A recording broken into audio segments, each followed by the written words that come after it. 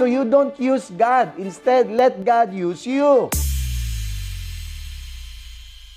One foolish person that Jesus mentioned are actually the foolish virgins. So yung mga excited sa pagbabalik ng Lord pero hindi naman prepared. In Matthew 25, this talks about the 10 virgins. Etong 5, wise. Ang 5, foolish. Bakit foolish? They that were foolish took their lamps and took no oil with them. So nangyayari ng foolish virgins, humingi pa sila ngayon ng oil sa mga 5 wise virgins. So, ang maganda nga, tinawag sila na wise kasi ayaw magbigay ng oil. So, I'm talking about the poor mentality of these religious people, religious Christians. They are using faith to be activated in the hopes of their own desire. Let's look at this. James, ano sabi ni James? For as the body without the spirit is dead, so faith without works is dead also.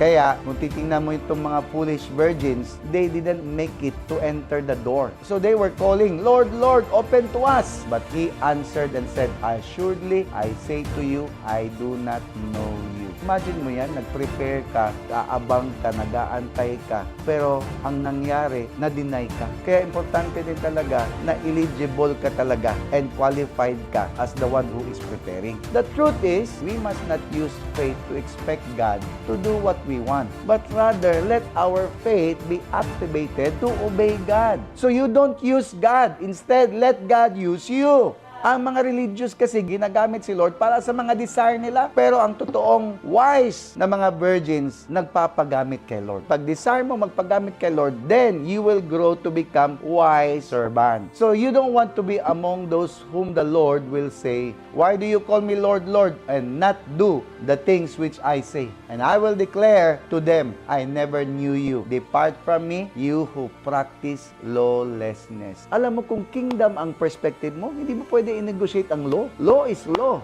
And law is meant to be obeyed. So the only reason why they couldn't enter or benefit is what? Disobedience, lawlessness, or sabihin natin, ignorance. Remember, it's one thing to see the kingdom, and it's another thing to enter the kingdom.